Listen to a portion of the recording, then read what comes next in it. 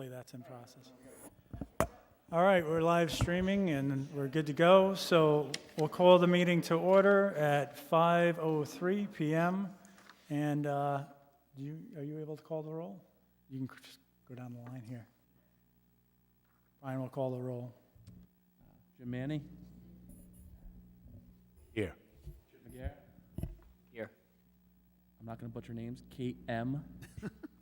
Massananti. There you go. She's here. Dave? Here. A. Luke Murray? Here? Brian Mahoney? Here. Currently, Raquel Pellerin absent, and Mark Prince absent. Okay, thank you, Brian. All right, so we'll move on to approval of meeting minutes. I did not receive any minutes, so we'll table that until next time. I'll request that those get prepared so we can get those posted, or at least get those in draft form. Move on to new business items, review, discussion, and/or action regarding public correspondence. So I actually need to batch the latest list and send those out. Did receive some correspondence this week regarding the workshop, most of it positive. But, you know, I'll send it out. We'll discuss it. I actually want to have a broader discussion on this the next meeting on trying to catch up with correspondence and suggestions that have been placed to us.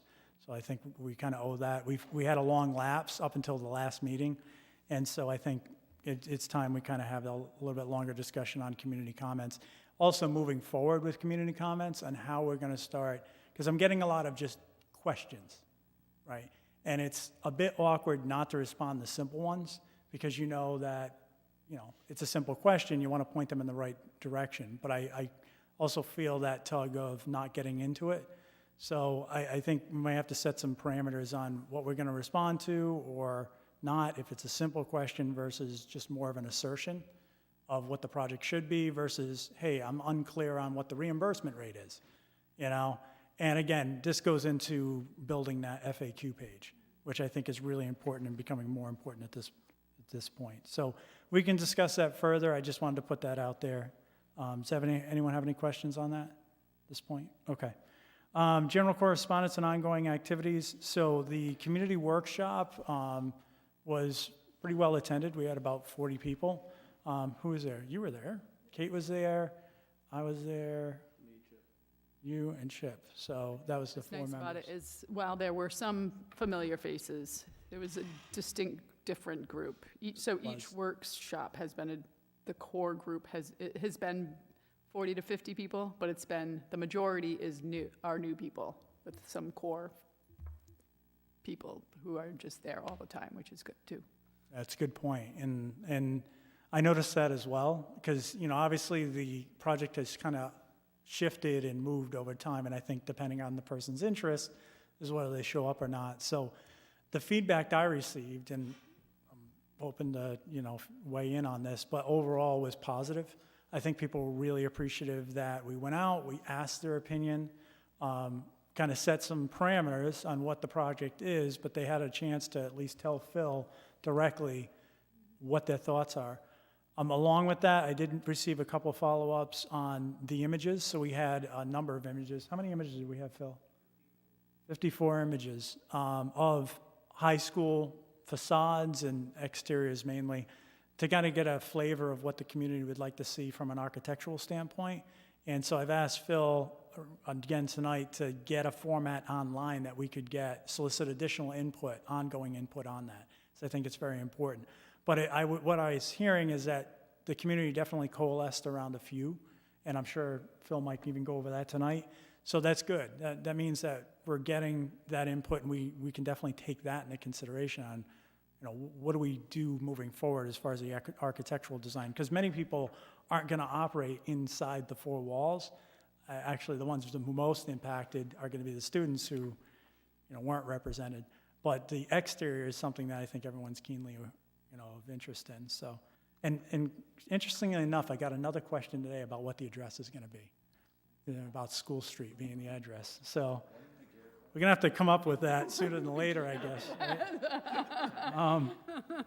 Outside communication and ongoing activities, I will say, and I think you all saw, I did respond to Mario, who had provided an update from the school building authority on what their take was as far as schedules and making sure all the this went out to statewide to anyone actively engaged in the Stage 2 process or school development process, essentially reminding everyone of the upcoming dates. The key one being September 15th is the deadline for a Stage 2 submission. We anticipate that we will far beat that deadline. We're looking at June 30th. He's happy about that.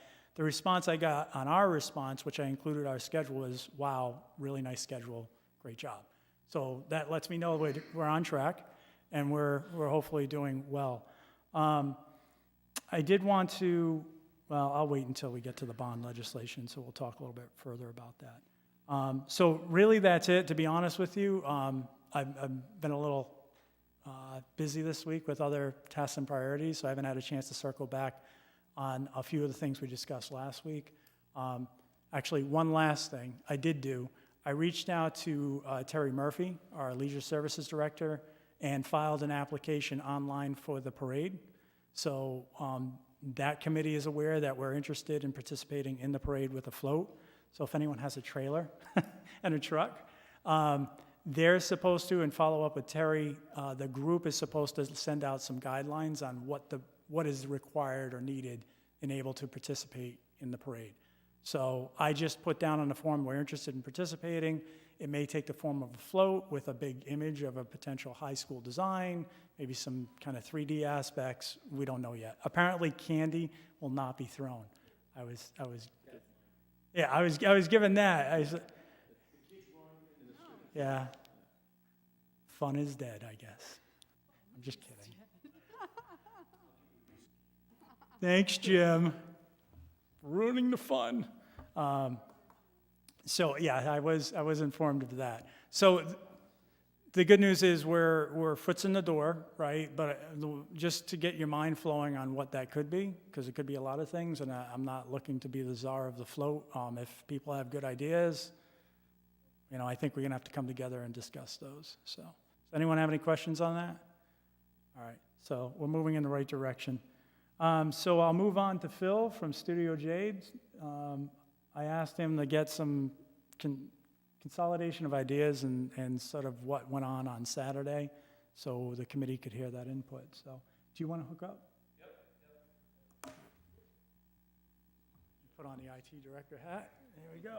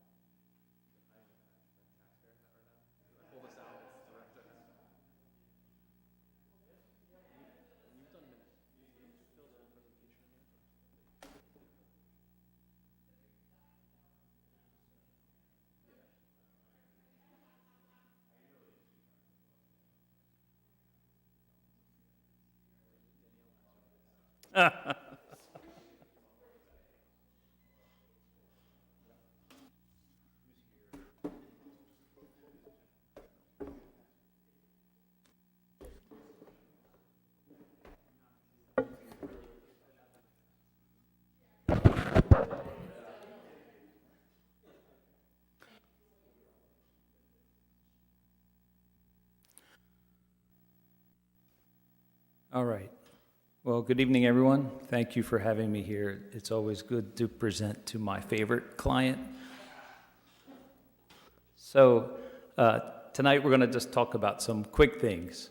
We'll update you on the community workshop. We have developed some very high-level concepts just from some of the feedback that we have received, and we can touch upon what would be a next logical step for the group, which would be the bringing on board of an OPM, so I can share some of our thoughts on that. So as many of you mentioned already, the community workshop, there are about 35 to 40 attendees. We did retrieve contact information so they could be added to an email distribution list. There were a lot of first-time participants, which was good to see. In my opinion, there was active participation, a lot of positive feedback. And based upon that, Chip and I had a discussion about planning some student activities, not only at the high school, but probably also the middle school, the 7th grade, which may be the first class coming into the school. Certainly 7th graders can articulate some of their thoughts about what they want their space to look like going forward. These are just some pictures of our friends and some of the activities that we participated in. I do want to thank my staff for putting together all the packages and getting us prepared for the session. This was just one picture of what one group had put together when we asked them to organize spaces, how they would see them oriented on the site, multi-story approach, and then articulate and report back. And we received a lot of good commentary. We took all of that back to the office, and then we started to translate them all into bubble diagrams so that we could start to see if there were some similarities between them, some important aspects that we could move forward in the design of the project. This just happened to be one of them. We did bubble diagrams for, I think there were about 8 or 9 that were all completed. This was just another example of this particular groups. The groups really did a good job, right? They only had about 30 to 40 minutes to become an architect, really. And, you know, even some of the most simplest thoughts were able to be conveyed, which we sincerely appreciate going forward. Another one of the activities we did was this image gallery, where we're looking for this contextual guidance on what this new high school should look like, something that represents South Kingstown. And to date, because we're going to extend this farther, I will present the top 3 and the top bottom. We developed a ranking internally of how to score people's responses. This was one of the top 3. There's in no particular order here, but this was one of the top 3. As was this. And this one. So we're going to continue this effort, but this is good information because I'll show you the worst 3, the lowest ranking 3, so that we know what to avoid. So you should not expect to see a high school like this. Or like this. Or like this. Right? So there is a clear and obvious indication about what is expected in South Kingstown, which is good. That's what we need to understand. So this is very valuable feedback. Phil? Yes. So early on in this conversation we had months and months and months ago, there was discussion about these canned architectural plans that you can buy, or like there's certain number of the schools that you can just put them really in. Is that, the ones we looked at, are those any of those, or those would have to be designed by an architect from the ground up? Oh, these were all, I'm pretty sure these were all unique and individual designs. Okay. So that's the only thing that could go on that site? It would have to be specific to that site? You can't just purchase, like I said, from one of 10 different ones that are built throughout the country? Is that? So I would probably discourage Okay. trying to pick a clearinghouse high school. All right, they exist. A place like in Texas, where they're building, 50 high schools a year, they don't have the time to develop a unique design. For something like South Kingstown, a new high school would not be something that you could pick off the shelf. Thank you. Did you get other comments? I know, for example, I myself thought it, and I know a lot of people have expressed it, like verbally, is that to have it match like Hazard's facade or that kind of look to it so that it looks like a flowing campus. Were there actual other comments written anywhere, or did they just fill out the bubbles? So there were a lot of comments written on those charts as well, comments like you just made, so that we are, documenting for our own use. In particularly, those same comments were also represented sometimes on another activity, which was the graffiti wall, where people could just share their thoughts and comments. And there was a lot of participation here. I asked my group to just sort of distill some of their comments into some high-level points. So on these next two slides were some high-level comments that were made. For example, integrate into neighborhood. Traffic patterns and parking are going to be important. Outdoor classrooms should be incorporated. No open concept in the classrooms. Incorporate collaboration spaces. Courtyards, green space, and natural lighting. Eco-friendly, make clear sustainability goals. Create a campus-like feel. Avoid a monolithic building. So this is a very simplified version of all of that text that was written.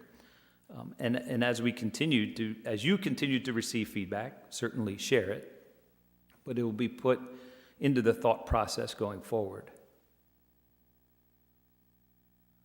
So I'll show you 5 concepts just for you to generally start to think about how a building with these large components could fit upon the site, recognizing that the existing building is going to remain operational during construction.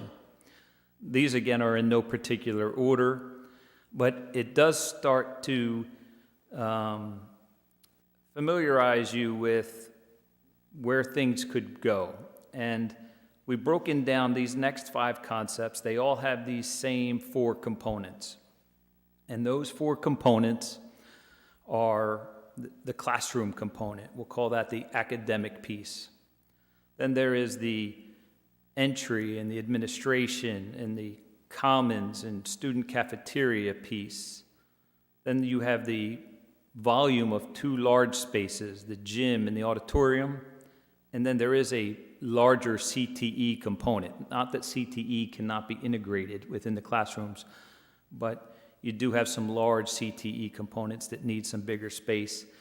This particular concept, you see that the entrance and administration component is along School Street, right? We're bringing the building closer to School Street. There is no connection between parking to the east or parking to the west. You see the areas where you have Hazard Field, and maybe there's this connector road that continues to Columbia Street up and to the north. This concept is a little bit similar, but different. You'll notice here that the building is pushed back a little bit, and the parking is in front of the building. Some of the parking is in front of the building along School Street, leaving open green space to the east. There is a connector possibly between the east and west side in front of the new Hazard Field. And in this particular building, you see we have sort of flipped where CTE and the gym and auditorium are, the academic piece, the student commons. But again, in this scheme, the entrance and admin is along School Street. So to reference back to your previous comment, in the first 2 schemes, it would seem that the address would be School Street, School Street, at least in this. Doesn't have to be, just saying it would appear to be that the entrance to this is off School Street. Another concept here, this one actually has a complete courtyard component. And in this one, the administration, the entrance, the commons and cafeteria are pushed a little bit farther into the site. The classroom component is what faces Hazard Field. We have our large volumes to the right, and then we have parking and it's connected. But again, you could start taking pieces from all of these schemes and putting them together. Here we introduce the idea of a public walk around Hazard Field. That could develop into something else that expands across the entire campus. You could argue that, this really doesn't give us that campus feel when you start bisecting with a road that connects the 2 parking lots. So there's a lot of discussions that we'll want to have. Again, here, this is one a little bit different where the admin and entry component is really centered at School Street. And this last one is a little bit different in that it starts to introduce maybe other opportunities for Hazard Field. For example, maybe this also has the walking track or the trail. Maybe there's playgrounds that are introduced here as part of a community component. Maybe this connector between the two parking lots is there or may not be there. A lot of discussion here, but I want you to become familiar that there are 4 big blocks that need to be placed in somewhat of a not constricted, but defined area. And when you do that, you have a variety of options that you'll have to prioritize. The last part of the presentation is just to talk about the owner's project manager. Some of you are familiar with this role and some of you are not. I'll go ahead and give you my understanding of it.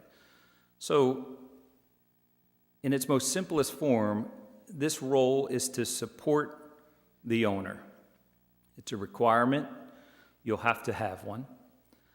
We're currently working with 5 different ones on school projects throughout the state.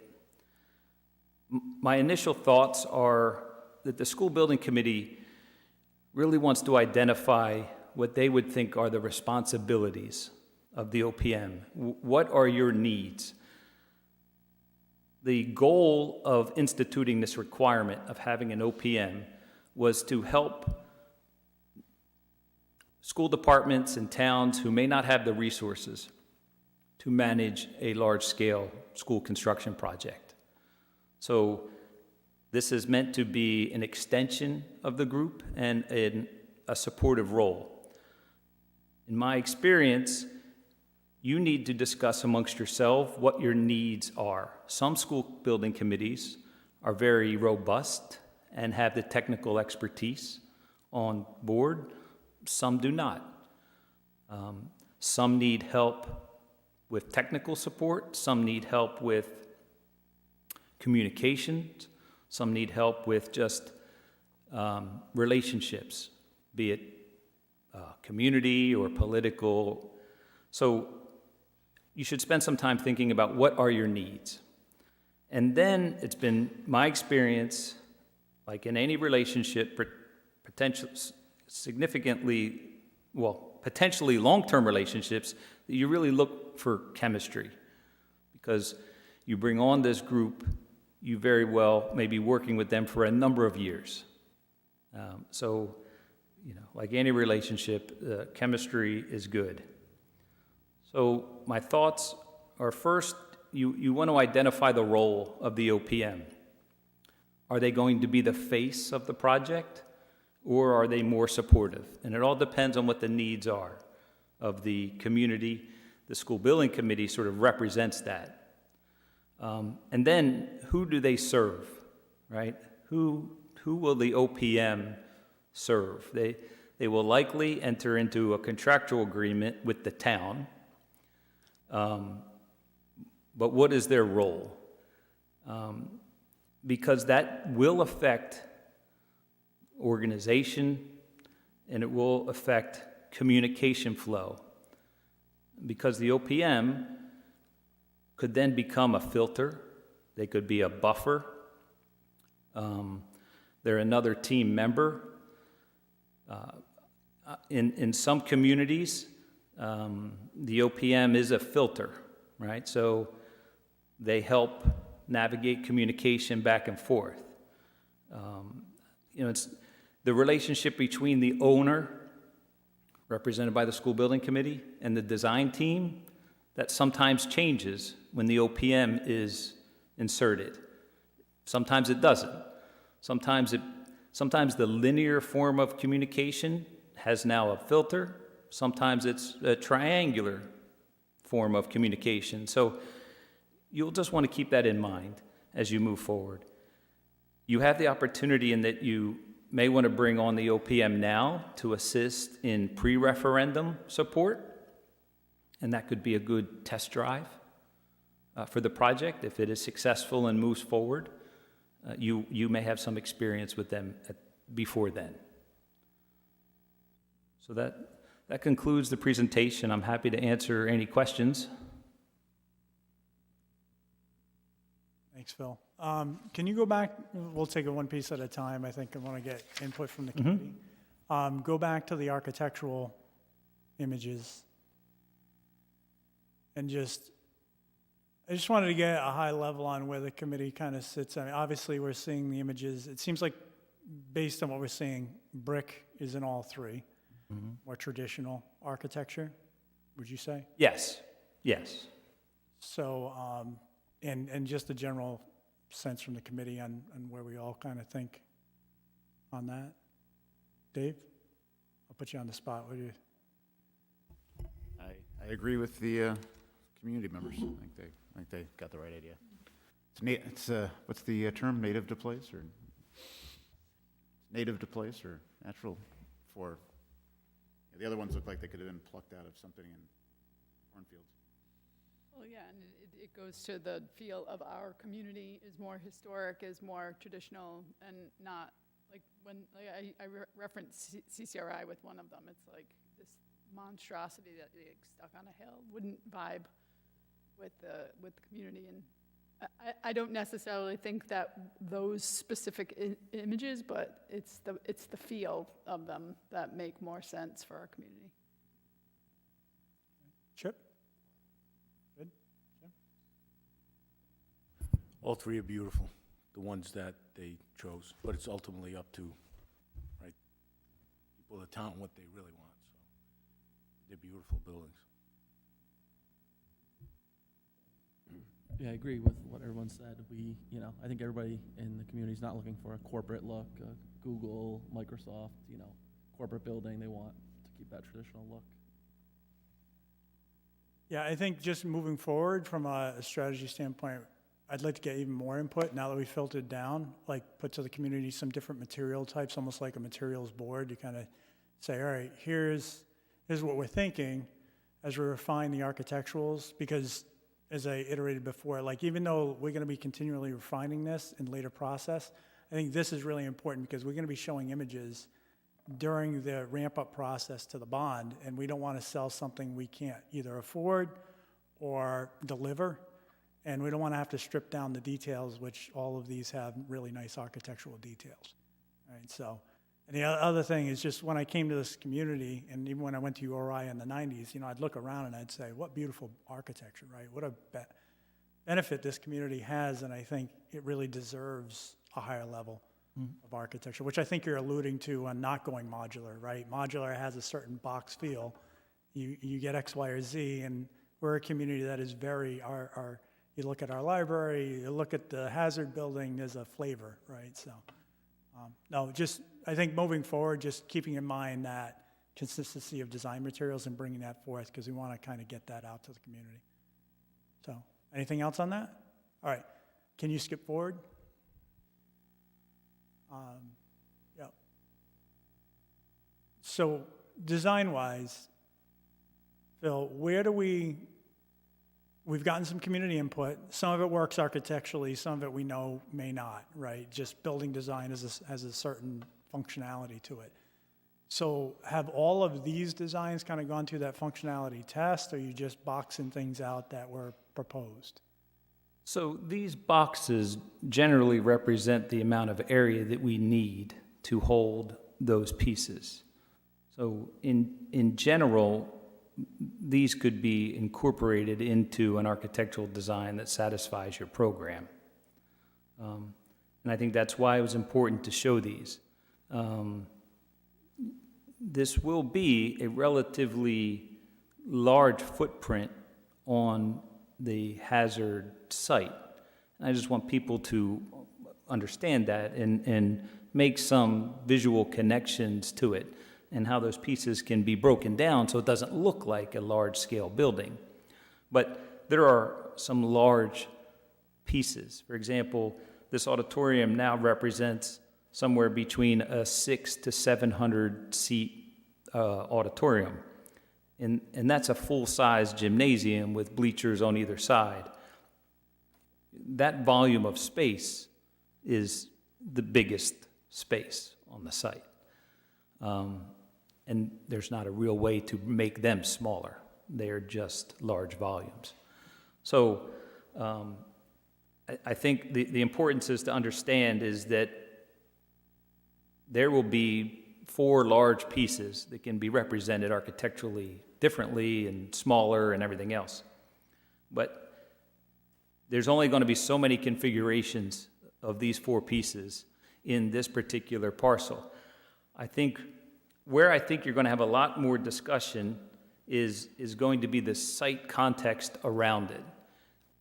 And in particular, the importance of connecting parking lots. We were discussing with Chip and Brian the number of buses that come to the high school, which is right now about 11. Depending upon some changes that may happen, that could be double that. That's a big difference. And this site is not that big to handle like 20 buses, in addition to any parent drop-off or, student parking. So there's going to have to be some quick discussion on this busing and how that is going to impact this.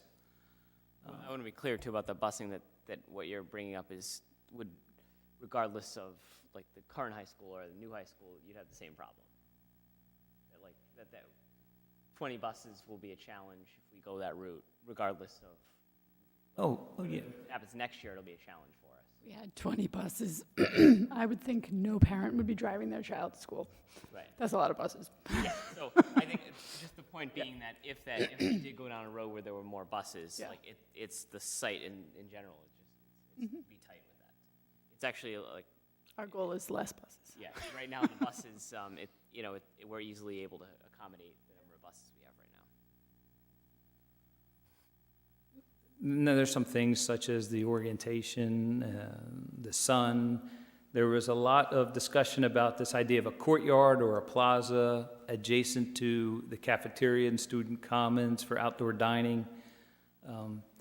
If that's an important piece, then that would want to be strategically located, right? We wouldn't want to put it in the shadow of a, 40-foot high gymnasium.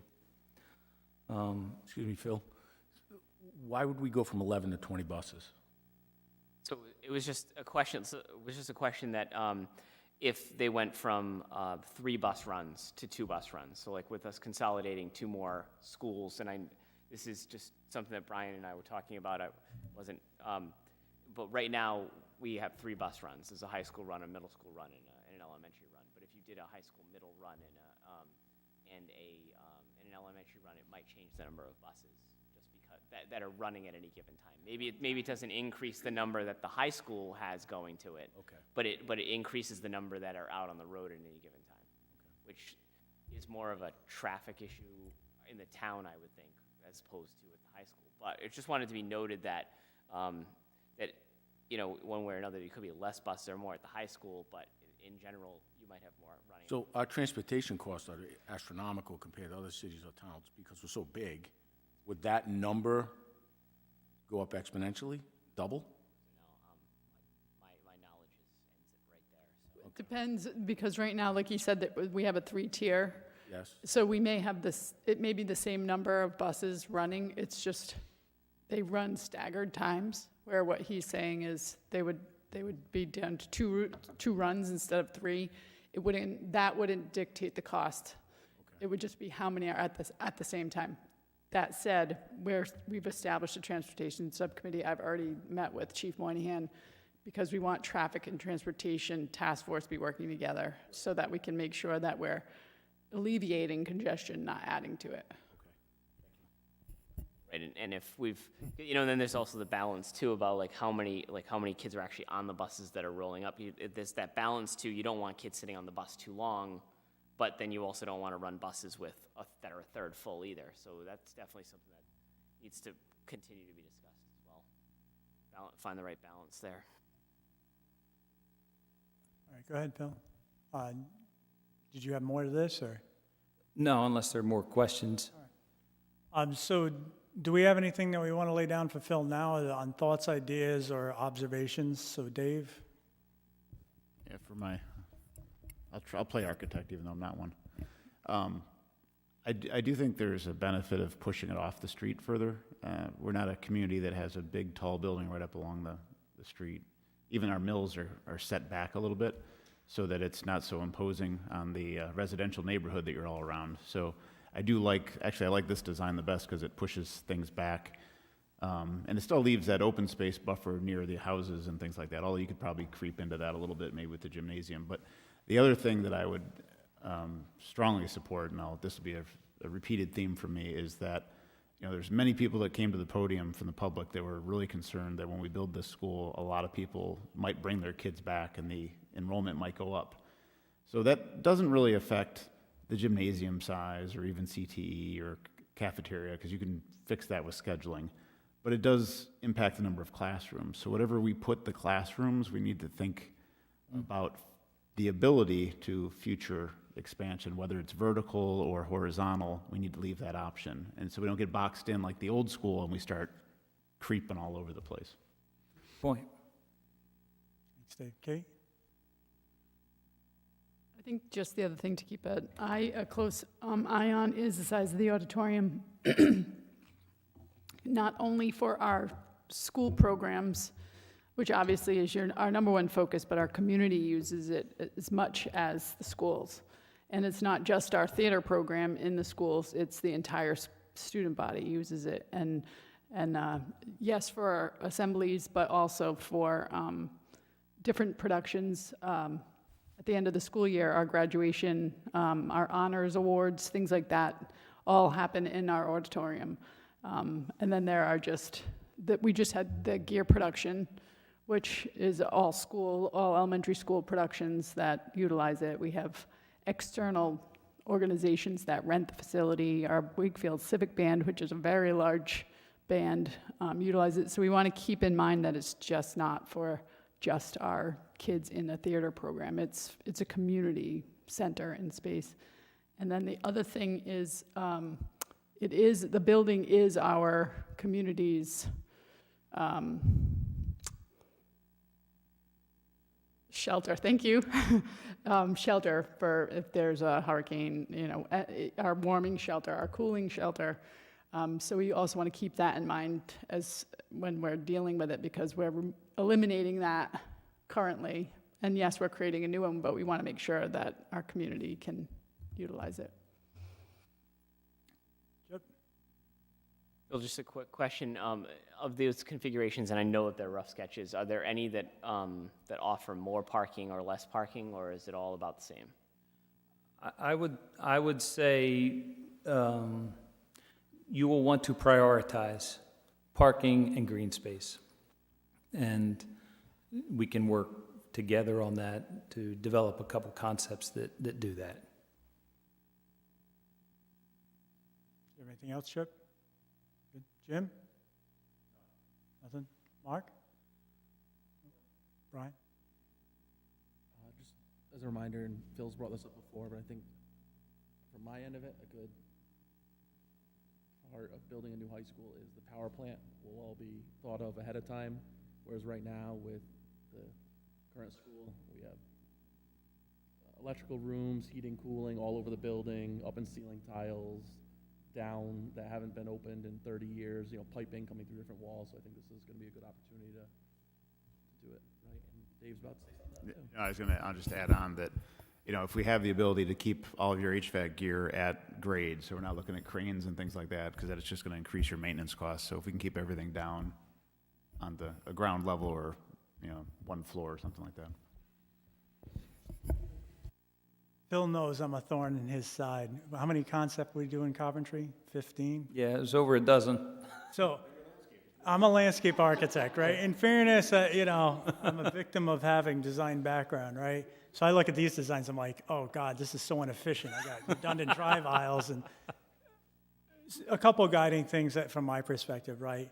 I think green space actually is first, and then you back in the parking. And because we've talked about campus concept, and that comes up, is you design it as maximize the green space, and you back it up into the parking we need to function, right? And along with that, I keep seeing every one of these designs still has that drive aisle near the hazard building. And I look at that, and I'm like, that's what severs those two buildings, right? Currently, and then in a proposed option, because you essentially sever that green space. So I'm interested to see if, like, there's a way to join that. Like, if you think of a quad, right? URI spent millions of dollars on master planning over 30 years to push cars out of the center of campus and to keep the quad concept in. It's like, could we keep these buildings architecturally and green space-wise connected, and then run the transportation maybe to the outside and take opportunities like that long field green space? Maybe that becomes part of the bus drop-off area. Maybe, I don't know. But there's a long queue stacking length. If you come off Columbia and you come all the way to the perimeter of the campus and you exit on the school street, you don't have to necessarily push buses to the front of the building that way. You could have a separate bus drop-off that's on the backside and queue stack 20 buses, because that's such a long length. So just trying to get that. The other thing I would say is we're going to be converting some of the field. So like the green space there, we could look at not converting some of the space. So that is an option. Like we say, we're going to convert 2/3 of the space, but we're going to leave 1/3 of the space there. Now, obviously, we want fields to have value, and we want to have practice space. But it is an option to potentially use some of the other green space as our conversion area. So just think in flex terms like that, because there is a possibility there. And then the one last thing is stormwater. So just be thinking, our DPS director keyed me in that there's some important drainage swales and stormwater management along the perimeter of Columbia that we just need to be mindful of. It doesn't necessarily mean we have to make that the central focus, but one thing I'd like to do early on is bring DPS in and have the discussion about the perimeter streetscapes and how all the walking paths and everything is working around the campus. So that way we're coordinated on activities there. Touching on what you just mentioned, and of course I'll follow up officially with this, but we do have we want a survey scheduled the first week in April. So I will send an email to the group letting you know that we expect to have survey crews out here for a couple days the first week in April, which will help our discussions. That's good. We can provide whatever plans we have of drainage or other infrastructure in the area to add on to that plan. So, but those are my thoughts right now. I mean, I'm not trying to pigeonhole this in any way, shape, or form, but I'm just trying to push you as architects to say what's something we're missing. Like, I think what I'm looking for is the option that hasn't been. Like, all this stuff is totally logical. You push the parking, you put drive aisles where you think they should be. Like, push yourselves to do the uncommon option and see if it works in a box format and bring it to the table. We will do so. Yeah, on these items, I'll entertain some public comment, I think, at this point, because it's an important topic, and I don't know who is it. There's a couple here that were at the Saturday session. You were. The only thing I'll ask is if you're going to do comment, just come up to the podium, because these are videoed, and your question's important.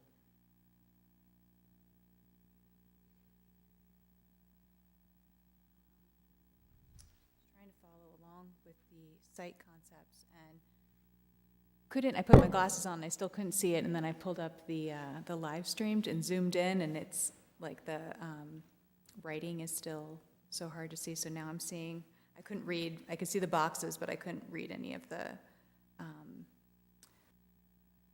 labels of what each building and parking and everything is, so when you're putting these ideas together, the site concepts, would it be possible to have them uploaded to the website so that they're visible? Because like when I was saying, following along on the live stream, you can't view it, like even if you zoom in, so. Yeah, we can definitely do that. And Phil, is it possible, like just like the images, to incorporate it in an ongoing slideshow that people could vote on, like the Menti type format? So that way you could actually vote for preferred options, but as we add them, we could also have different iterations of preferred options from a community standpoint. Okay, okay, great. And then my other question, just wondering, in deciding on a build and everything and the architectural design of it, is the school building committee following along with the comprehensive plan for the town? Yeah, so one of the next steps, which I haven't really brought up, is bringing in Jamie Rabbit from the planning department and his team as well to kind of coordinate and ensure that it's being looked at through that lens. Because this won't go through a standard development process. Normally, this is a private development, right? It'd go through a major land development, you'd have reviews, the planning board would weigh in. That's not going to happen with this. So, but we still want to make sure that we're not going counter to what our comp plan entails. Right, because I know for residents and even commercial buildings, there's strict guidelines when it comes to buildings, so I would hope that the town mirrors what they're doing, and it just has the same type of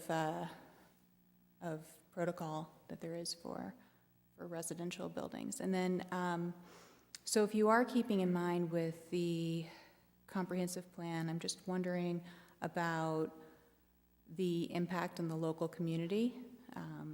Obviously, I have a personal stake.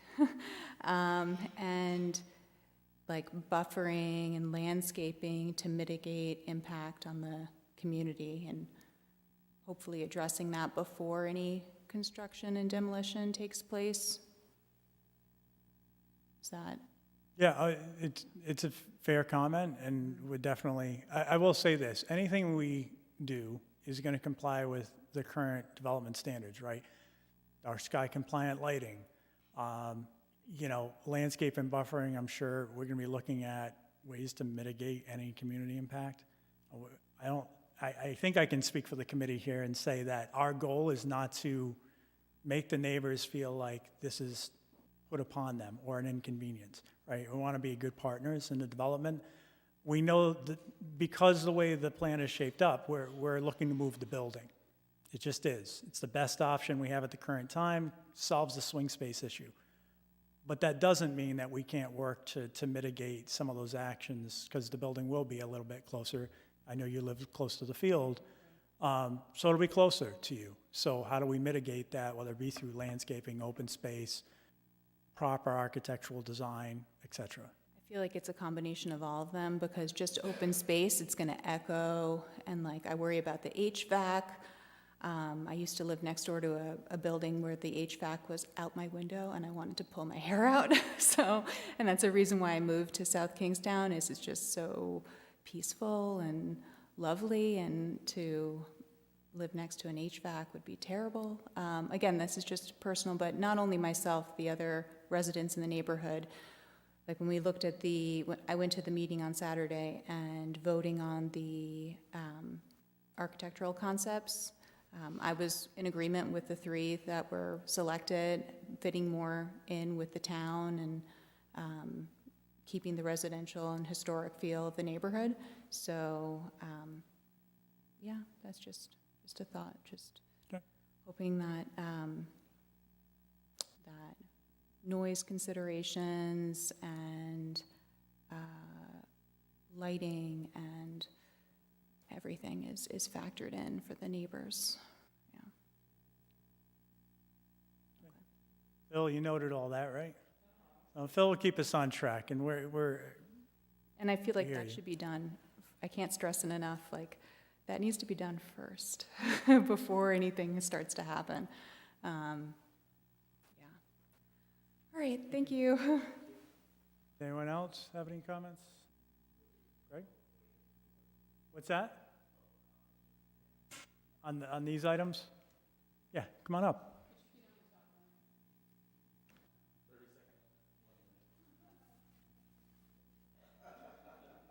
I haven't set time limits yet. There's only a few of you here, so but we'll see how this goes. I agree with Dave. I think pushing it back off the road is probably best for the neighbors, because this is going to be a shock to them. I talked to Dave a little bit last week, I think it was, about the HVAC. You know, you're talking about a chiller. And the more I think about it, I don't think that's the route to go. I think you're better off with packaging when it's up on the roof. One reason was just brought up was for noise. You had mentioned you need cranes. You're not going to need them as much as you think. We've done a lot of rooftop units. The only time you really need a crane is when you're replacing the unit. So if you had a chiller on the ground, you'd have to have riggers. So half dozen one, dozen of another. That's it for that. I'll be back. And we're going to get to all of that. You know, I think the first step is, where does the building go? What's the footprint? Phil's got a whole team he's going to be bringing on, from HVAC experts to others to civil engineers, to really hash this out. And then we're still going to have a whole boatload of design post-bond referendum. So, But to her point, it's to try to foresee unintended consequences, which are hard to look into the future and go, oh, I should have thought of that. But we should, there are things we need to think about, right? Especially at night. I mean, many times we're in school committee meetings 9, 10 o'clock at night, and buses are coming in because athletes are coming home at that hour. But, you know, if the building is facing the other way now and are the bus lights shining in our bedroom, like, just things that we need to be mindful. true, all true. All right, Phil, what was the next, you want to move forward past this? Can I give one more for Phil? Yeah, absolutely. Just popped in my head with some of the comments. If we can take a look at the entryway, possibly like flipping from the one you have up there, facing Hazard Field. Again, when people come in the building or exit the building, if they're opening up to a field, and it might create more of that campus feel, rather than the front of the building be on the main road. If it's all inwards, it would kind of tie into a campus with the Hazard, the main building, and then the fields right there. Possible. Definitely. I mean, these are just 5 concepts that our guys threw together very quickly based on some feedback that we received on Saturday. So there's a lot more involved in doing this the right way, with those best practices of being neighborly and all of those things that I think we take for granted sometimes because that's what we know we're going to do. But for the community and those not involved in projects like this, I understand the uneasiness, and that's fine. I would encourage that to continually be shared to make sure it's not forgotten. If you have good examples on designs that are similar, like to show, because I go back to what I know, right? I know a few different high schools in Rhode Island. My daughter's in NK, so I know that one well. And, you know, I just compare it to that. Like, they have dual entries. They have a back entry, which is more of the, if you're going for a show, whatnot, but if you're entering through buses and dropping off, the front entry is it. The sort of persona entry is on one side. The real functional entry is on a different. But it's a pass-through. So it could work very similarly in this, but it could also work very different. Some high schools are very like one entry focus, that's it. You definitely know where it is, and if you miss it, you're walking. So, good, all right. OPM. We actually had down on the agenda, and I'm hoping to discussing it now and moving that up since you're here, and we're going to have that discussion anyway. So I'm just going to propose that we move number 7 up on the agenda as the next item, unless anybody has an objection. All right. No objection. I just wanted to add, though, whatever we decide with entrances, it needs to be crystal clear where that entrance is. I can't tell you to this how often, and I feel bad that it happened, people go to the wrong entrance and they're buzzing this bell that goes to nowhere. And they're standing there. And so like their interaction with the school is unintentionally negative, and that's not good, because it's not what we're trying to do. We're trying to have people, regardless of the reason they're coming to school, feel welcome. I think it's important that it's like really a clear entrance. Now, if we want to have something that we open in the morning for kids to get in, as few as possible, please. But the reality is that like it's got to be really clear. I went to a middle school a month and a half ago for an event. I'd never been there. It was a part of the state that I'm not as familiar with. It was so obvious where I was supposed to go in. I didn't, like, it took all the nerves right out of it. So I think this is really important that that's the case for the new building. Thanks, Chip. All right, anybody else before we go to the OPM discussion? All right. So OPM. So Phil, you've worked with 5 different OPM firms. I know we had a discussion about this previously as well. And I know that you can't, because of conflicts, get into this on who's good, who's bad, et cetera. I know that you've assisted in the past on some scopes, right, during the initial phase, because we'd ideally need an OPM, and what we heard at the last meeting is for the framing of the RFQ for the architectural services. And then the other thing is information distribution, right? Website potentially could be under this scope. So do you have any recommendeds on how we go about this from other communities and how they've handled it? And I know we had an OPM here as well, and I'm not, in Kate, I'm looking to you because I know you're part of this last process on how you went about OPM selection, whether it was good, bad, or lessons learned. Any thoughts? I think we should be open to guidance.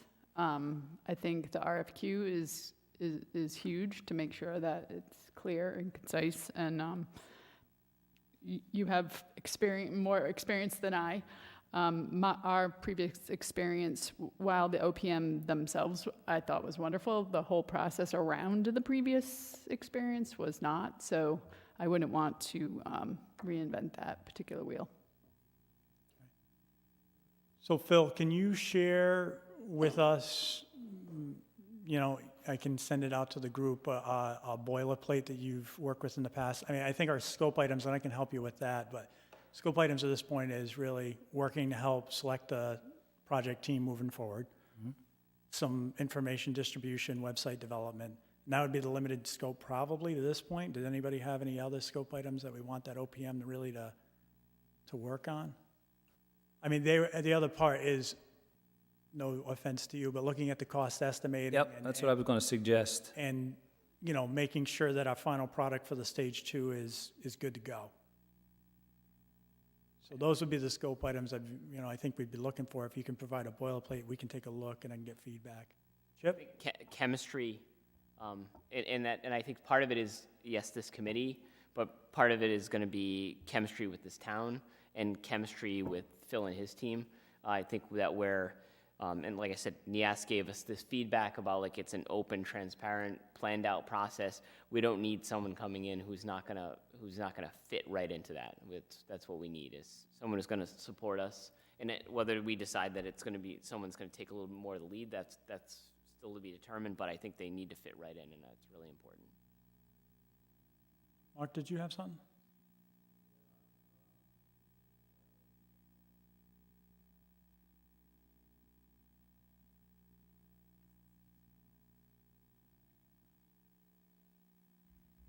So it seems that there's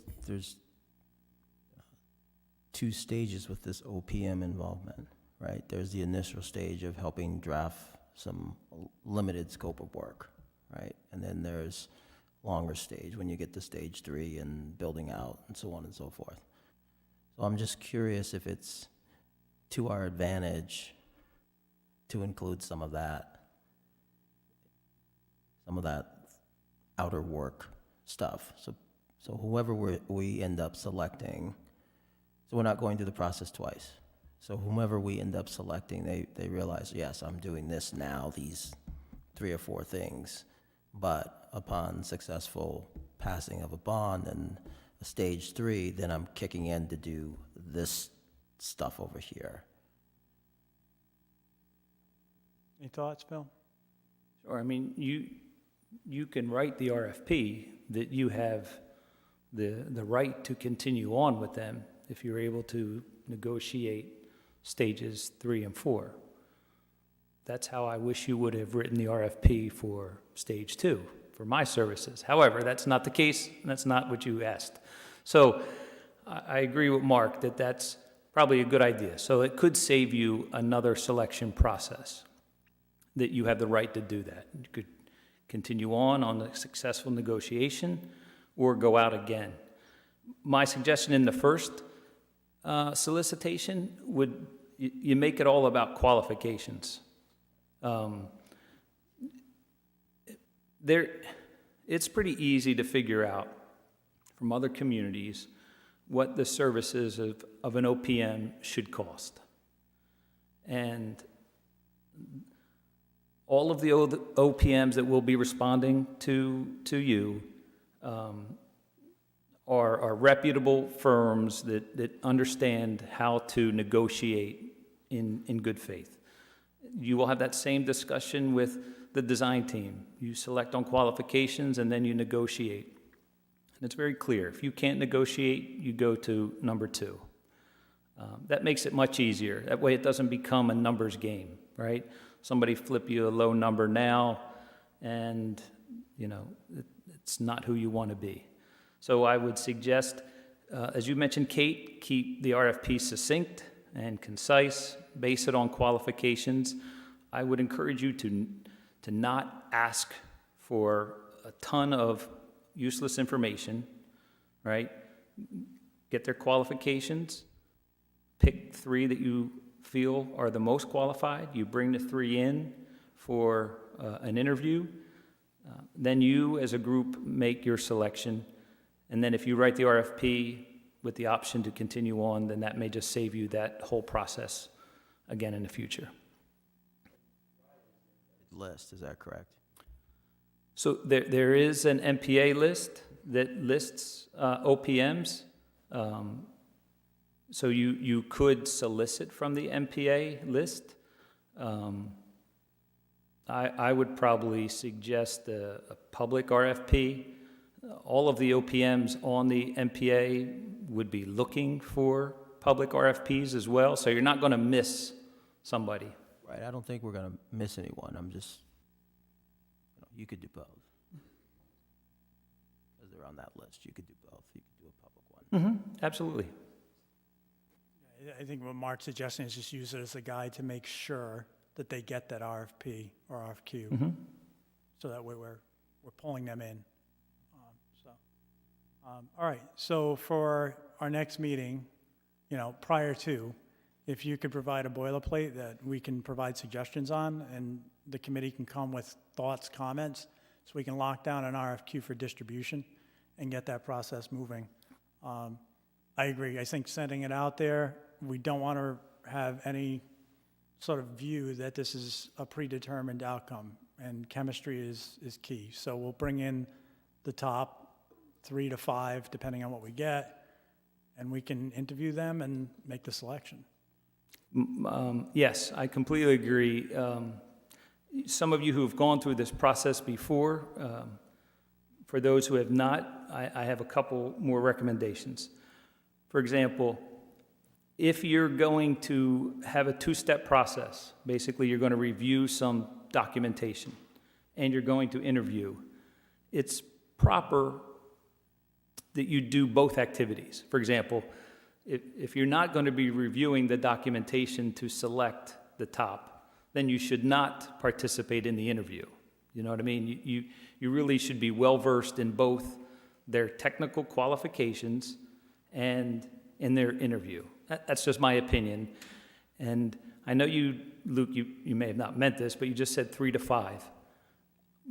I feel that anything more than 4 is too many. You could even do 3, because the way I would suggest this is that this interview process be done at one time, one night, and you make your decision after the last presentation. So then I'm sensitive to your time, your ability to sit there and listen to 3, 4, don't want to do 5 presentations. Things start running together, and it gets confusing.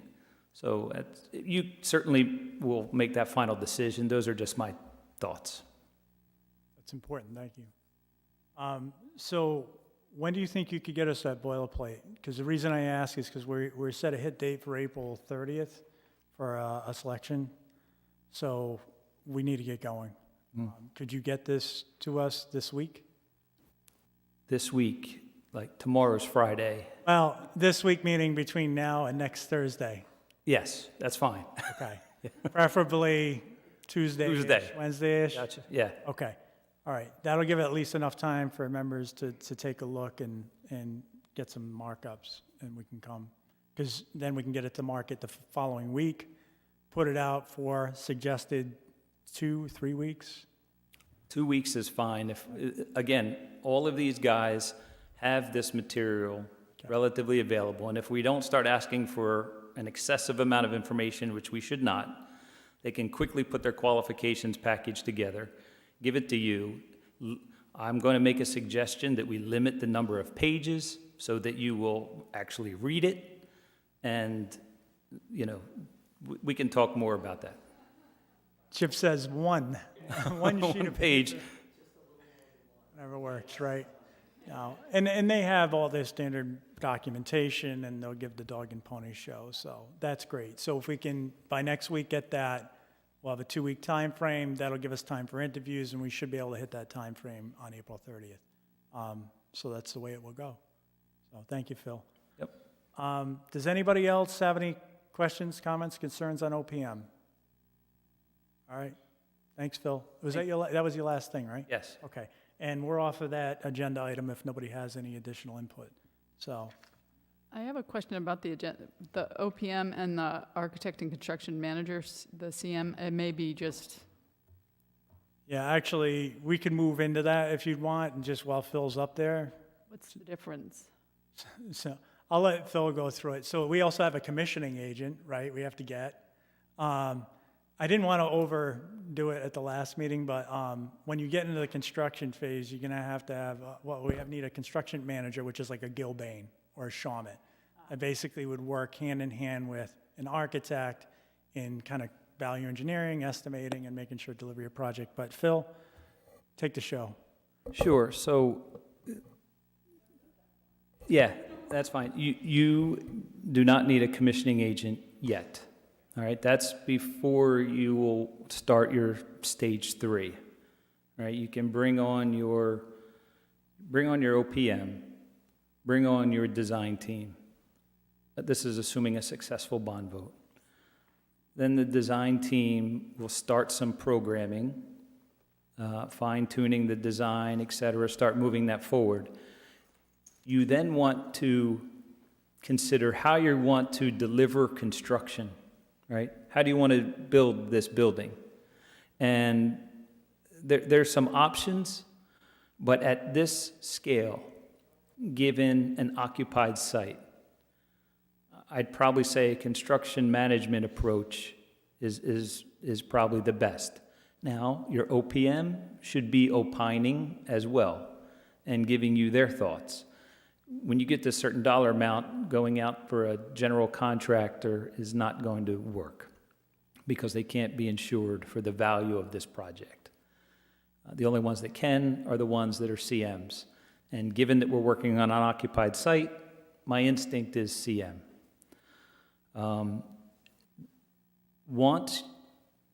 It's in your benefit to bring the CM on board early so that they can work with your design team. If the design team starts designing something that from a construction standpoint is more expensive, your construction manager should weigh in and say, we looked at this, and it would be more cost-effective to do it this way. Then the design team modifies its approach. It's obviously a benefit to you if that happens earlier in the process. It's been our opinion that unless you have this locked in at schematic design, now I'm not talking the schematic design that we're doing for stage 2.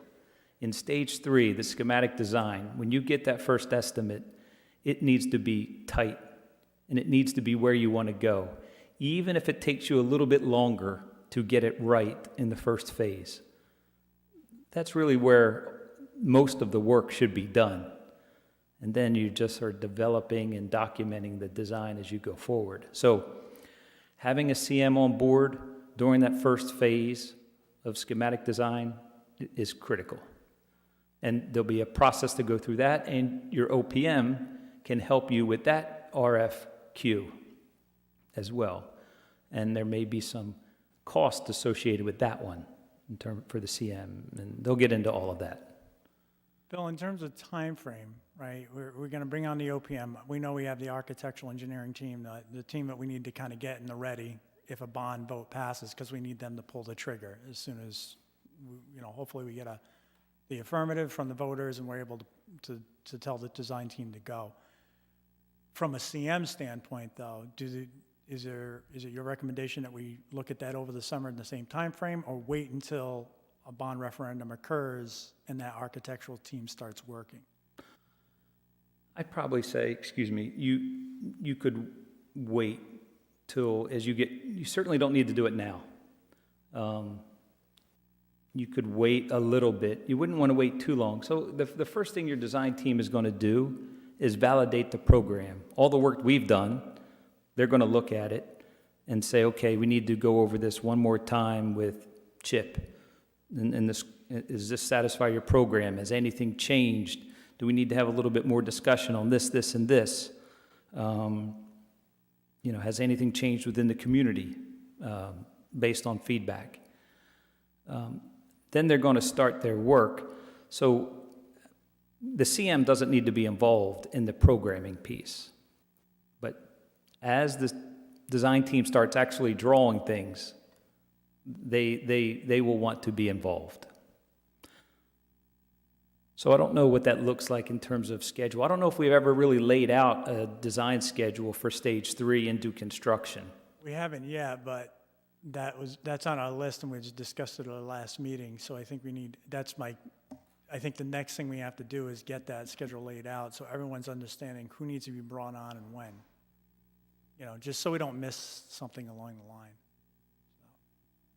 All right, so we can work on that. Yeah. It sounds like it's not an immediate, so, all right. Is everyone clear on that? Do they have any questions? There's a lot of people involved in a big project like this. It's all for the better, but we just need to make sure we do the hit dates. I mean, the important thing right now is the process of the referendum and other, but I don't want to wake up on November 8th and say, great, we got the bond, but we're not equipped to pull the trigger. And now we're facing a December 30th deadline or whatever it is on the bonuses, and we haven't even shuttled out of the gate. So we'll make sure we tie that in. So you'll work with me on that, Phil? Yes, yeah. And anybody else who wants to be involved with scheduling, come on down. All right, anything else before we move on? All right, so moving on. Thank you, Phil. Thank you. So I'll move back to item number 6, which is review and discussion regarding proposed bond legislation. So I'm happy to report that we did receive the draft. I made comments. We worked with the finance director. We had it reviewed by Ursula Teitz and Rich, our solicitor, and it's good to go. So we're going to be putting it on for action on Monday at the town council meeting. That will be a resolution that if the town council affirms, it can then be sent up to the State House to be backed and a bill supported for passage. So that would be a big thing for us, that moves action to get it to the next phase to get the referendum going. The bond legislation, and you'll probably see it, it's probably posted by now on the agenda. It's kept intentionally broad in some areas, but defined, right? Has to be a high school, an athletic facility, and other types of improvements. So there's enough flexibility that somebody has to question, what happens if we happen to save money, right? The high school only costs us right? $115 million, and the athletic facility is less than we thought. Can we shift that money to other school improvements? There is flexibility within the bond language to be able to do that, but for clarity to the public, there is a high school and there is an athletic field, right? That has to come out of this project.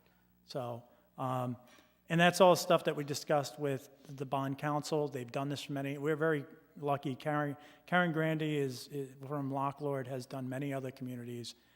Very low friction there. She got it done, and we're moving forward. So stay tuned on Monday night, and if that moves positive action, we'll be talking to the legislative delegation on moving that forward. Anything else, Jim, that I'm missing on that? No, that's a good synopsis, and it's a positive thing that it's going on the agenda so quickly, and that the town council is 5-0 voting for this, so it's all positive moving forward. All right, any other discussion on that? All right, move on. Number 9, we skipped over a couple, or we got to those earlier. Discussion and action on public outreach and communication activities to include establishment of public outreach and project information subcommittee. I already told you about the actions I took regarding the parade. We discussed this briefly last week, but the creation of a potential subcommittee for community outreach and information. So I guess my question is how we best go about that and recruitment. If we want to bring others on in a more of a support role, we need those players who want to get involved. I know that, is it Andrew, he came to the last meeting, he does storytelling on video, yeah. He emailed and offered to assist with a storytelling type of session where either the building committee or a subcommittee could educate them on the process of telling a story and how to effectively convey that message. So he has offered to do that. Want to get input on that. But the larger question is, I'll put it bluntly, we need more people carrying water, right? It can't be all the same select individuals. There's a lot to do, and we need to distribute. So does anybody have any input along recruitment or thoughts on getting people engaged? I think the first thing, if we want to do that, is we got to figure out exactly what we're looking for. Because asking it in an ambiguous way is not going to get people. And so, what's the goal? And how often are they going to have to do what we're asking them to do? And how often? And until when? Is it right up to LeBond? Is it, And you get the point. Now I'm starting to stutter. I agree with Chip. We need to dictate, like, this is what we're looking for. This is about how many people we need. What do we want? Do we want someone to design a float? Do we want someone to tell a story? Do we want somebody to help with web design, recruiting, taking flyers or taking information, taking the story out to the senior center and to the YMCA and to the rec center and to the guild and to the soccer field and the lacrosse field and the baseball field and track. So what are we looking for from people? And not looking to you for the answer, I just happen to be looking at you. But we need to figure that out, and probably soon, within the next couple of weeks. But also then put it out like an application process like we do for everything else for all our subcommittees. Anybody else? It's just a general question. If, as this body, if someone were in town, at a printing company and they said, hey, I want to donate posters, T-shirts, hats, is that allowable? Is there a process to that? If it involves a monetary, as a fully donated, but, what do we have to file anything? It's a good question, because we're a separate independent body, so, we're still a public body. So, obviously, if it's something to the effort that's broad-based, right? We can't accept personal donations, but towns can accept donations, schools can accept donations under their policies, whatever the policy said. So, Well, it would be, depending on what it is. it would have to be for disseminating information only, not like, oh, yes, T-shirts. It would have to be like, these are the facts, so it'd be more like flyers, that kind of thing. But I don't know that, I've never experienced a scenario where if someone donated goods, but. I was just thinking for the float, if someone's like, hey, I'll make you guys a banner or something like that, willing to print it themselves. Yeah, And it's a $100 service typically, but they donate for free. I just want to make sure before we go down that road, there's no paperwork. So I can consult with the solicitor on that. If it's something like truly a banner, usually it's for something, right? Jim, did you have something on that? So Brian, run that scenario by me again.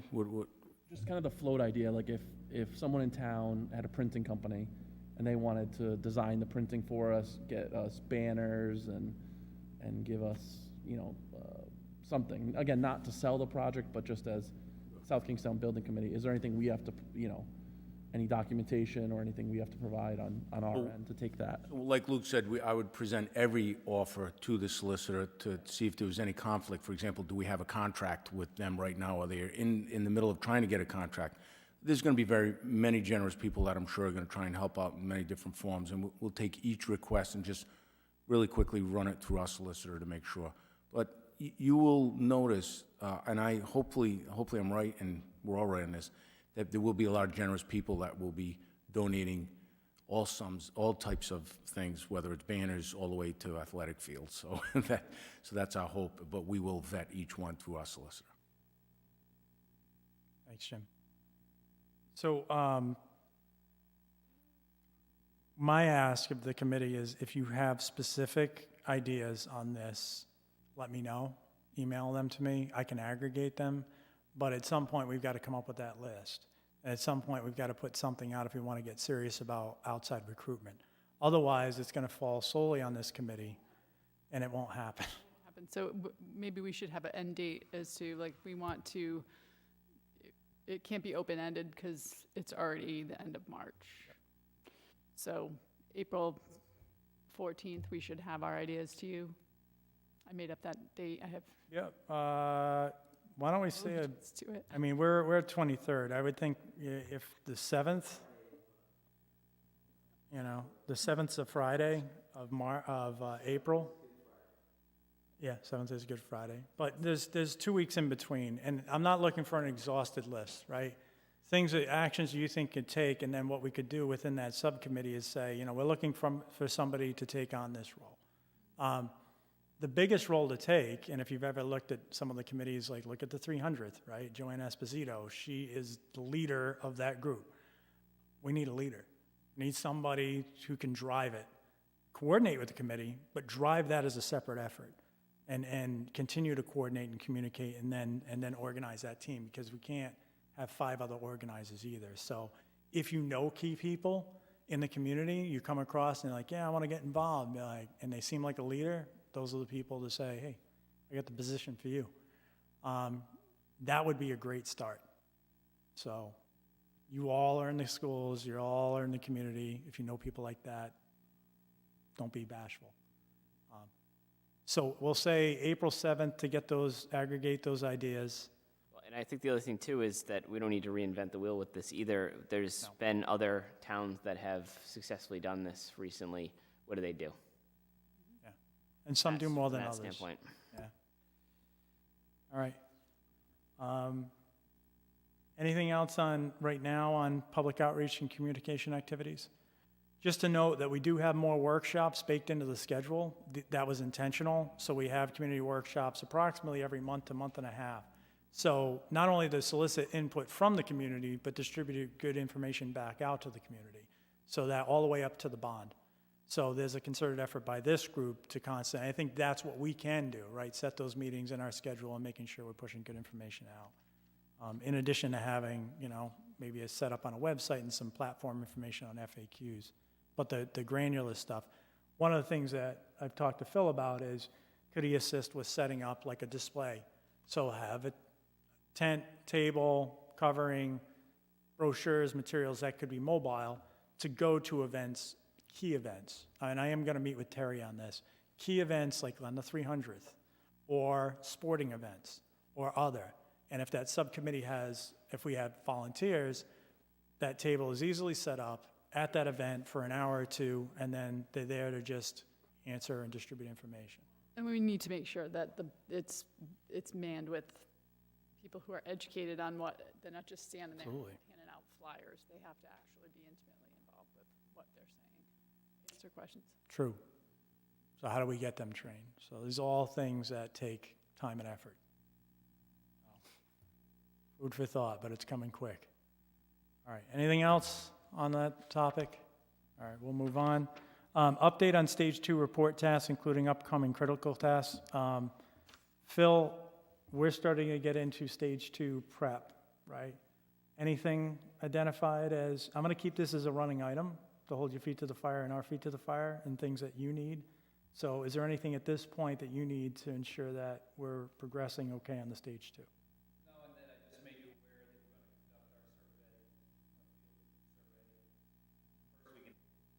What about structural testing? Are they going to require any, like if we put in a Stage 2 report, right, that we want to do potential deferred maintenance, let's say, at Peacedale or Matunic, is there additional testing required because we're putting that in the Stage 2? We will have to have a structural assessment. Okay. Is there anything you need for that at this time? Not yet. Similar to the survey, we'll make you aware when we're going to be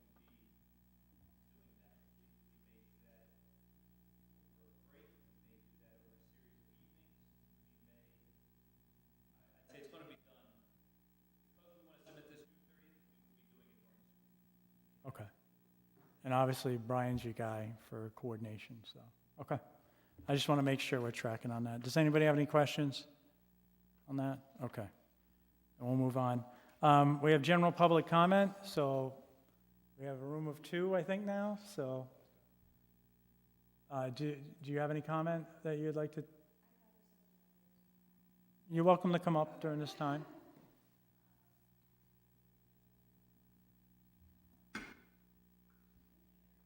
Oh, yeah. That's right, yeah, please say your name. Maggie Martin. And you guys were talking about the layout, like being clear where the front door is, which seems like common sense, but I get you, yeah.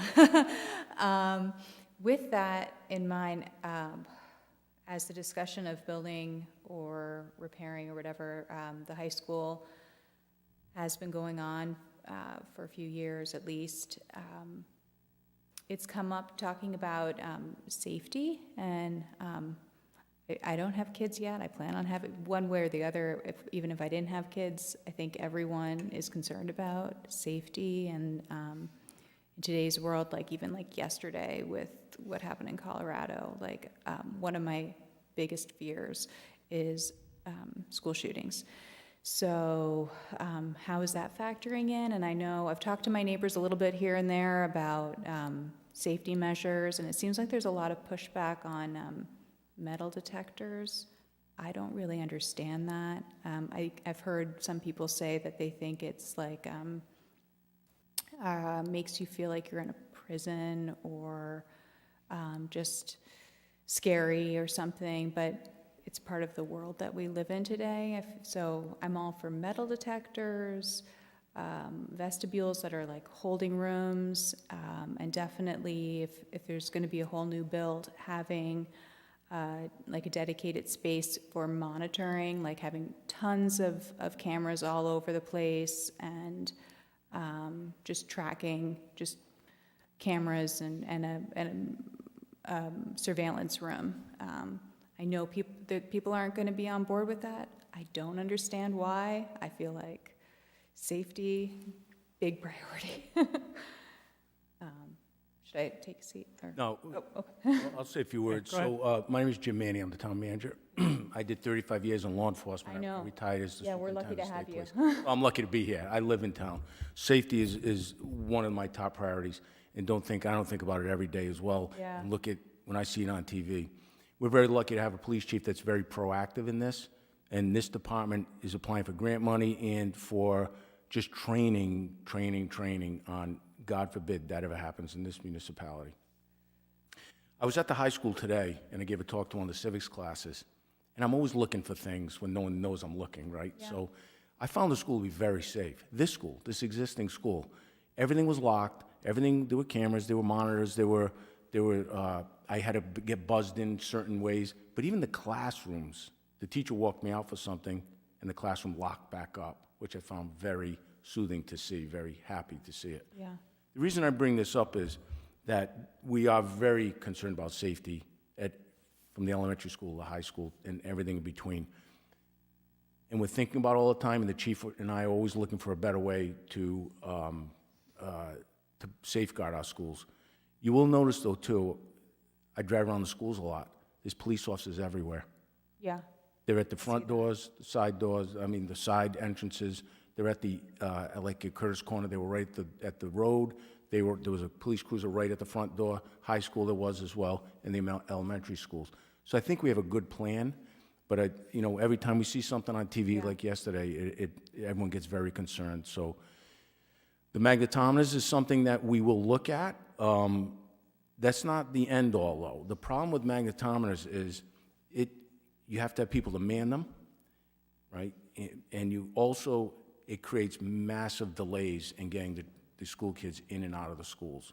But it's not something we'll rule out yet. It's something we'll look at for the okay. future. Yeah, I know there's got to be factors to it, maybe staggering, I don't know. And then I don't know if this is an issue for the building committee, most likely not, but when you guys were talking about busing and everything, can we, probably just, this is more of the school committee, not the building committee, but again, I don't have kids in the system yet, but I think the high school starts so crazy early. Like, kids need sleep. Doesn't affect me at all, but thinking back to when I was a kid, like, what is it, 7:45? Is that what time it starts? 7:30. That's insane. And like, not every kid does sports and stuff. Like, I don't know, it should be like 8:15, 8:30, yeah. That one definitely is a school committee issue. Yeah, yeah, but when you're talking about like buses and stuff, that's, And just to summarize, and Jim's right, from an enforcement aspect, but part of our bonuses are qualified on health and safety improvements, right? And the building designs of today have been modified, and I can't speak for Phil, but I'll try to fill in, have been modified to respond to school shootings in the world we live in today. So learned experiences where the current building was not built that way. It's been Right. retrofitted, and to Jim's point, is safe in a modernized way, but this will be a ground up with thinking about safety first. So from that aspect, architecturally, it's going to be I would anticipate a much more secure environment from the ground up. yeah, And RIDE's going to expect it because Yeah. that's what they require. We're going to have to go through design iterations with RIDE during the stage 3 process. They will review our plans, and they will be making specific recommendations with regard to safety and design and functionality and HVAC and energy efficiency and all of that. All right? Ms. Martin, how you doing? I'm Mark Prince. I'm the superintendent of schools. We're neighbors. I have a high school right next door to you. To piggyback on what Jim said, our schools are really, really safe. And we clearly can't share our plans publicly. yeah, We can't do that. I think law enforcement presence is a visible thing that you can see. The Jim spoke about an interior aspect that's not often shared public, about the doors locking and needing to be keyed in. Even me, as the superintendent, I have to get keyed in and around, and sometimes even escorted around.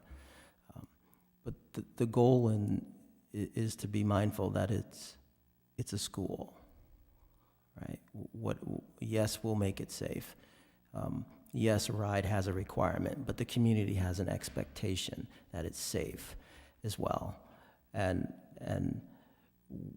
I just don't want us to lose sight of it, that it's a school. And the purpose of it is to educate folks academically, athletically, in the arts, social, emotionally, to be the next thought leaders, and moms and entrepreneurs in this community going forward. Another aspect that we often don't talk about is the level of training that goes on with our staff, the level of collaboration that goes on between the schools and the police. Tomorrow, for an example, myself and many of the superintendents, along with folks from RIDE, will be working with the FBI around particular issues of school safety and bringing that information back and filtering that information down and training staff and so on and so forth. And so, again, those are things we don't publicly talk about, but it happens. So I appreciate your point in your question, and keeping our focus on that, and remind us again, bring it up again, bring it up again, and bring it up again, and challenge us to maintain the fact that, yes, it's a school, but it needs to be safe, and it needs to meet the community's expectations and rides requirement. Great. Yeah, it's sad. It's just the world that we're in now. We have to figure out. Greg, did you have some last comments? Yep. Come on up.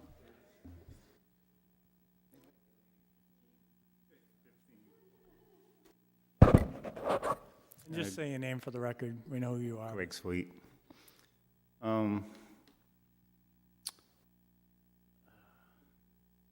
The track, I know you say it's a swamp. Yeah. Well, I talked to some people that used the track when it was first installed, and it was not a wet area.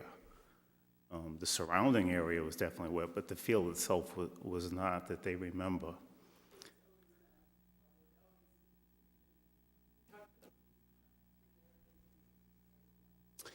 Yeah, this is above a basement, though.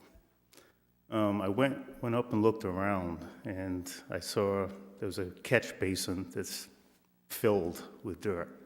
So I think it's more of a drainage problem that can be fixed than spending $6 million on a new field, and also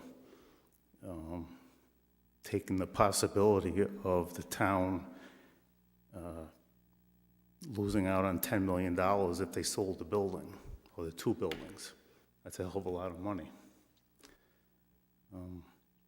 I think the old, or the existing field should be looked at to see if that can be rehabbed.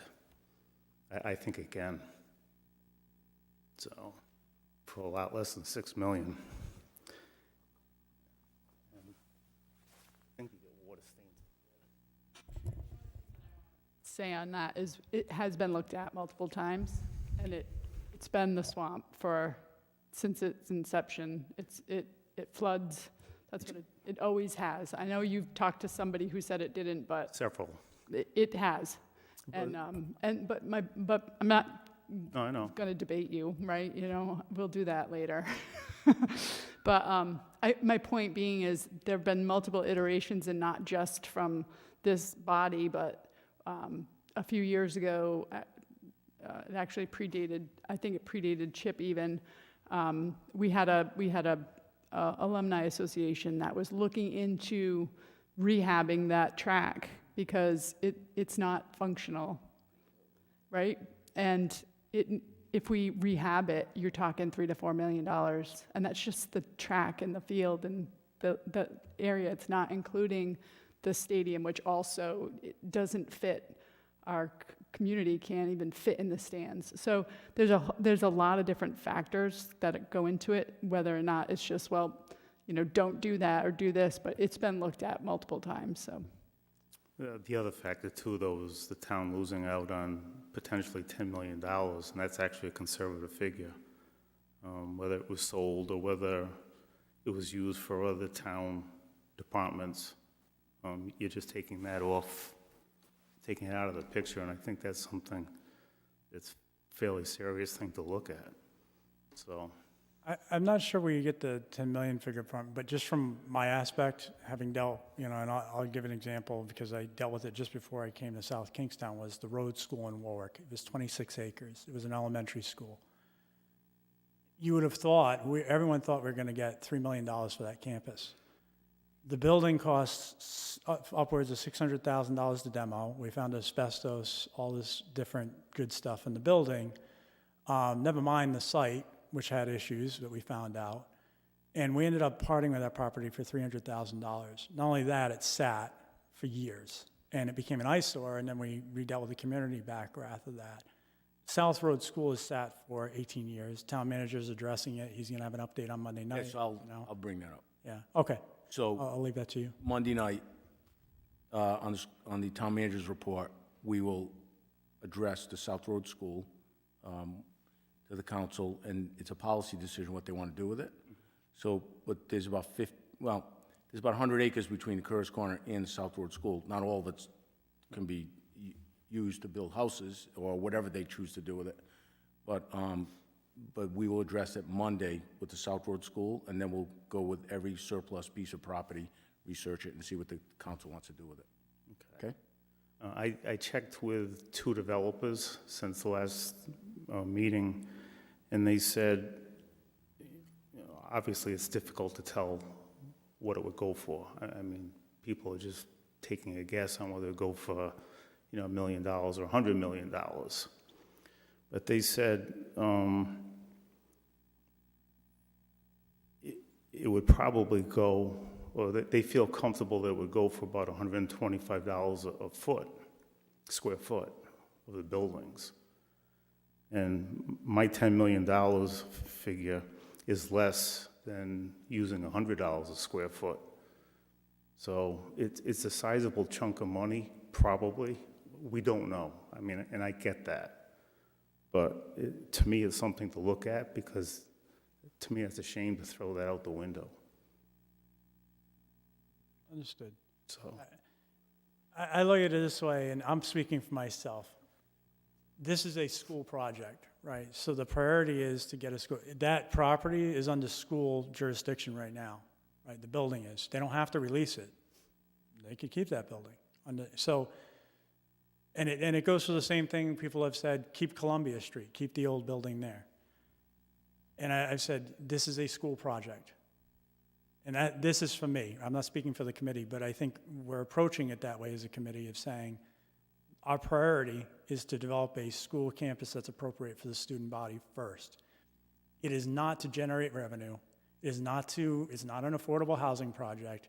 It is a school project. Mm-hmm. If there's tangential benefit beyond that, great. But if we end up with a substandard project, or what we feel is a substandard product, because our goals shift to getting money for the town, getting affordable housing, or some other goal, and I think what I get from this committee is we've sacrificed the project. We haven't kept an eye on the ball. So if the elected bodies want to tell us their focus is other, right? Town council says our priority is revenue generation, and the school committee agrees with that, and we get that direction as a building committee, then our goal would shift. But what we've heard, and town council has explicitly said, is we want a new high school, and we want a high-quality athletic facility. So that's what we're doing. yeah. So that's, just so you understand, we're not discounting your ideas, but we're trying to keep our eye on the ball as a committee. Yeah, and I get that. I 100% get it. I just look at it through different eyes. I think I'm looking at it through getting an athletic field or complex, I guess you call it, that will do what you want it to do for the students. But I'm looking at it also that I think the town as a whole needs to benefit too, not just the school department. So to look at this a little more careful, I think, is fair to the rest of the town, not just the school committee. So, Understood. Mark, did you have something? You did go here. Okay. All right. Since that's our only 2 in attendance tonight, we'll move on for our scheduling of the next meeting. So I had on the 30th, we're moving along fairly quickly, and we have, as we heard, the OPM selection and whatnot. I had on the schedule as an optional meeting for the 30th. Personally, I'm in favor of having it. I know we all don't love attending more meetings, but Phil has promised he would get us the boilerplate. But what we could do is try to keep it a pointed meeting. I'll try make due effort to keep the agenda slim and maybe keep it to an hour, if you're in agreement with that. Just FYI, I won't be able to attend that meeting. I have to be in Boston that evening, okay? Understood. Others? Dave, you able? Yeah, so it'd be next Thursday. Keep it to 1 hour. Focus primarily on the OPM. Okay. What's that? Yeah, we could. Is everyone in favor of making it just pointed on the OPM boilerplate RFQ? We'll keep it a work session. So that way we're not opening up to a broad base of topics. All right. Phil, you good with that? All right. Great. So next meeting's next Thursday. We'll keep it to an hour. It'll be a work session on the OPM. Can I get a motion to adjourn? I'll make that motion. Second? Dave? All those in favor? Aye. Aye. Any opposed? Thank you, everyone.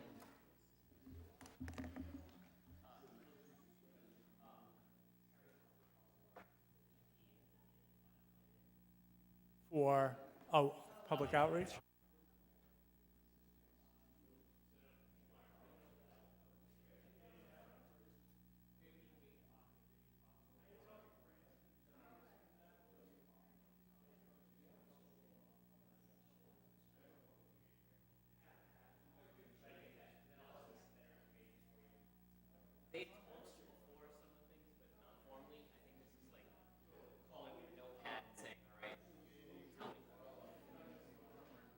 Calling what?